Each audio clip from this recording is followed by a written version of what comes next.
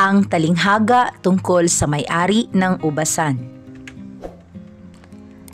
Ang talinghaga tungkol sa may-ari ng ubasan ay isang halimbawa ng parabola.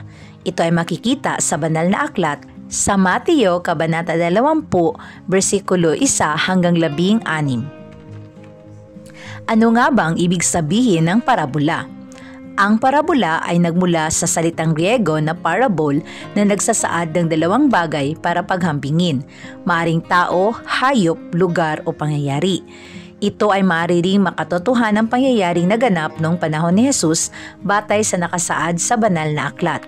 Ang mga aral na mapupulot dito ay nagsisilbing patnubay sa marangal na pamumuhay ng mga tao. Ang mga mensahe ng parabola ay isinulat sa patalinghagang pahayag. Ang parabola ay di lamang lumilinang ng mabuting asal na dapat natin taglayin, kundi binubuo rin nito ang ating moral at espiritual na pagkatao. Bago natin puntahan ang buong pangyayari sa parabola, ay tunghayan muna natin ang mga talasalitaan. Unang salita, salapi. Ibig sabihin, pera, maaring nasaan yung papel o barya. Katiwala. Ibig sabihin, tao na pinagkakatiwalaan upang mamahala sa isang malaking gawain o ari-arian. Pangatlong salita, upa. Ibig sabihin, ito ang bayad para sa isang tinapos na gawain, lalo na yaong nangangailangan ng tanging kakayahan o talino. Talinghaga. Ibig sabihin ang malalim na kahulugan ng isang pahayag. At ang huling salita, magandang loob.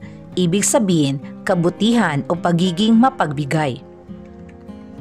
At ngayon ay puntahan natin ang mga pangyayari tungkol sa parabola na ang pamagat ay ang talinghaga tungkol sa may-ari ng ubasan.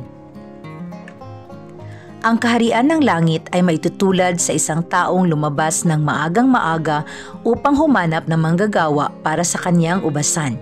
Na magkasundo na sila sa upa na isang salaping pilak sa maghapon, ang mga manggagawa ay pinapupunta niya sa kanyang ubasan. Lumabas siyang muli ng mag-ikasyam ng umaga at nakakita siya ng iba pang tatayo-tayo lamang sa palengke. Sinabi niya sa kanila, "Pumunta rin kayo at magtrabaho sa aking ubasan at bibigyan ko kayo ng karampatang upa." At pumunta nga sila. Lumabas na naman siya ng magka-12 ng tanghali at nang mag-ikatlo ng hapon. At sa ganon din ang ginagawa niya.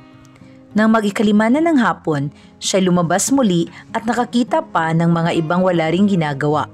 Sinabi niya sa kanila, "Bakit tatayo-tayo lamang kayo rito sa buong maghapon?"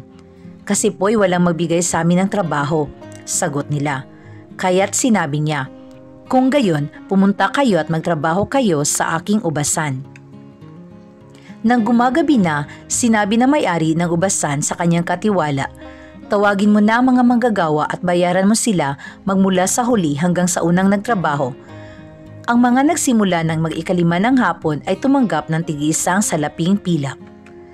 Na lumapit ang mga nauna, inakala nilang tatanggap sila ng higit doon. Ngunit ang bawat isa ay binayaran din ng tig-isang salaping pilak. Nagreklamo ang mga nagtrabaho sa may-ari ng ubasan. Sinabi nila, "Isang oras lamang gumawa ang mga huling dumating. Samantalang maghapon kami nagtrabaho at nagtiis sa nakapapasong init ng araw. Bakit naman pinagpare-pareho ninyo ang aming upa?" Sumagot ang may-ari ng ubasan sa isa sa kanila, "Kaibigan, hindi kita dinadaya. Hindi ba't nagkasundo tayo sa isang salaping pilak? Kunin mo ang para sa iyo at umalis ka na. Ano sa iyo kung ibig kong bayaran ang nahuli ng tulad sa ibinayad ko sa iyo? Wala na ba akong karapatang gawin sa ari-arian ko ang aking maibigan? Kayo ba'y naiinggit dahil ako'y nagmamagandang loob sa iba?" Ang wakas ng parabola. Ngayon ay puntahan natin ang maikling panunuri sa mensahe ng parabola. Anong uri ng akdang binasa? Ito ay may tuturing na parabola sapagkat ito ay mababasa at matatagpuan mismo sa banal na aklat, ang Biblia. Pangalawa, si Jesus ang nagkwento nito sa kanyang mga tagasunod upang ituro at maihalintulad ang kaharian ng langit at mas maunawaan ng kanyang mga tagasunod ang tunay na kahulugan nito. Pangatlo, ipinakita rito na may iba't ibang manggagawa na nagsimula ng maaga at manggagawa na nahuli. Ngunit ang mga manggagawang ito ay binigyan ng may-ari ng pare-parehong upa o kabayaran. Isa pang mensahe, ang pagbibigay ng pantay na upa ng may-ari ng ubasan, ipinapakita lamang dito ang pantay na pagtingin sa ating Panginoon. Ang pantay na pagbibigay niya sa mga biyaya sa mga taong nagnanais na sumunod, maniwala, manampalataya at magtrabaho para sa kanyang kaharian dito sa lupa. Ang pagbibigay ng biyaya ng Panginoon ay hindi niya binabatay sa kung ano ang nagawa mo para sa Kanya.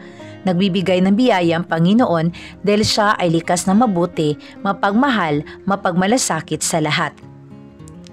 At ngayon ay puntahan natin ang antas ng iyong pag-unawa.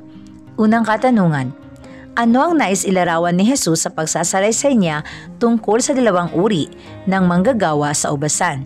Pangatwiranan. Pangalawa, bakit ubasan ang tagpuan sa parabola?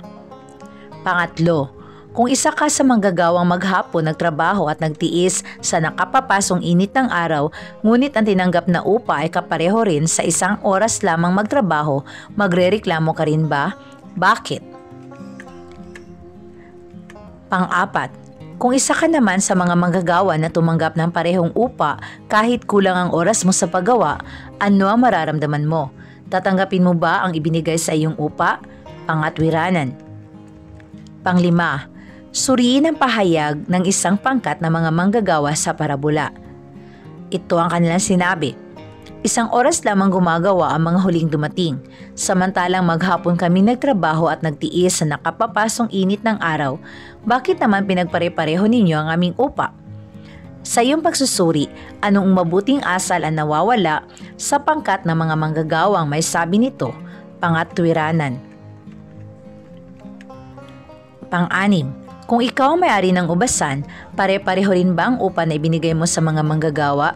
Bakit? Pang-pito, may kilala o alam ka bang tao na katulad ng may-ari ng ubasan? Sa anong bagay o gawi sila magkakatulad? Pang-walo, ano ang ibig sabihin ng ipakahulugan sa sinabi ni Jesus na ang nahuhuli ay nauuna at ang nauuna ay nahuhuli? Pang-siyam, anong uri ng teksto ang binasang akda?